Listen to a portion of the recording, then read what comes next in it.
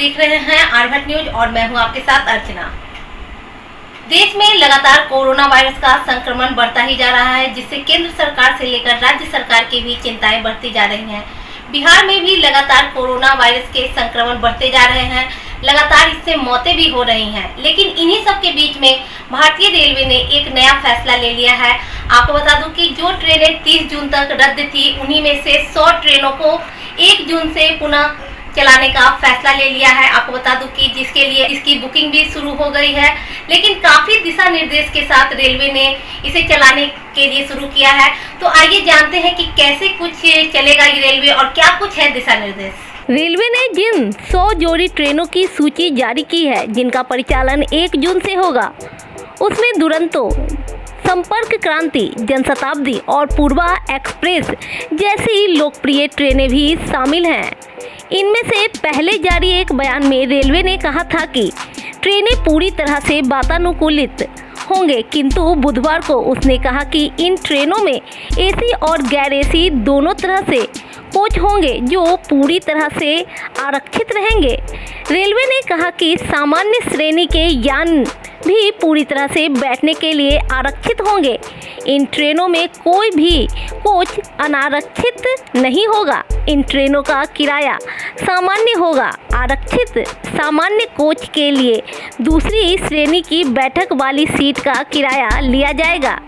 आपको बता दें कि IRCTC की वेबसाइट या मोबाइल ऐप के माध्यम से केवल ऑनलाइन ई टिकट बुक करा सकते हैं।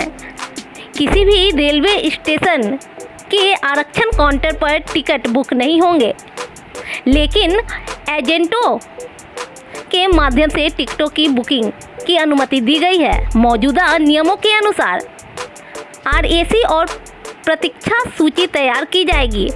हालांकि प्रतीक्षा सूची के टिकट धारकों को ट्रेन में चढ़ने की अनुमति नहीं दी जाएगी। कोई भी अनारक्षित टिकट जारी नहीं किया जाएगा और यात्रा के दौरान किसी भी यात्री को टिकट जारी नहीं किया जाएगा। इन ट्रेनों में कोई भी तत्काल और प्रीमियम तत्काल बुकिंग की अनुमति नहीं दी जाएगी।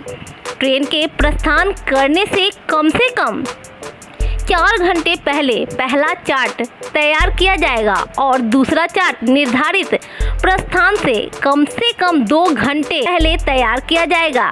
पहले और दूसरे चार्ट बनने के बीच में केवल ऑनलाइन करंट बुकिंग की अनुमति होगी। यदि सभी यात्रियों की अनिवार्य रूप से जांच की जाएगी और केवल लक्षण न दिखाई देने वाले यात्रियों को ही ट्रेन में प्रवेश कराया जाएगा।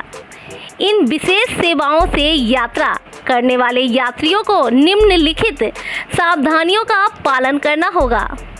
केवल कंफर्म टिकट वाले यात्रियों को ही रेलवे स्टेशन में प्रवेश करने की अनुमति होगी।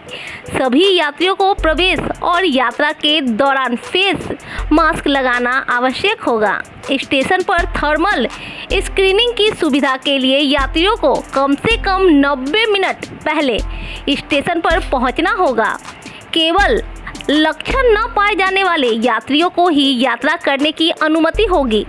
यात्रियों को दोनों जगह स्टेशन पर और ट्रेनों के अंदर भी सामाजिक दूरी का पालन करना होगा। अपने गंतव्य पर पहुंचने पर यात्रा करने वाले यात्रियों को उन स्थान का प्रोटोकॉल का पालन करना होगा जो गंतव्य राज्य प्रदेश द्वारा तय किया गया है। देखा आपने किस तरह से ट्रेनें चलेंगी, किस तरह से भारतीय रेलवे ने दिशा निर्देश के साथ ट्रेन चलाने के लिए जो ये नियम लागू किए हैं। आपको बता दूं कि अगर जिससे भी ट्रेन से यात्रा करनी है, कम से कम स्टेशन पर 2 घंटे पहले पहुंच जाना है। आपको बता दूं कि वहां पहले मेडिकल चेकअप होगा। मेडिकल चेकअप होने के बाद अगर आप स्वस्थ होते हैं तभी आप रेलवे में यात्रा कर सकते हैं। तो यानी कि पहले पूरा प्रोसेस के साथ भारतीय रेलवे ने ये फैसला लिया है, पूरी एहतियात के साथ। तो इन सारे नियमों का पालन करना है। और आपको बता दूं कि राज्य सरकार ने जिस तरह से एक और ये भी नियम रखा है कि जिस अपने जगह के नियमों का तो पालन करना ही है, और आप जिस जगह पे उतरिएगा वहाँ जो नियम होंगे उन नियमों के पालन करते हुए आप यात्रा कर सकते हैं। तो आपको यह वीडियो कैसा लगा आप कमेंट करके जरूर बताएं। अगर आपने हमारे आरभट न्यूज को अभी तक सब्सक्राइब नहीं किया है तो यूट्यूब पर जाकर सब्सक्राइब कर लें, साथ ही बगल में बने बेल आइकन को दबा लें। तब तक के लिए देखते रहें आरभट न्यूज। नमस्कार।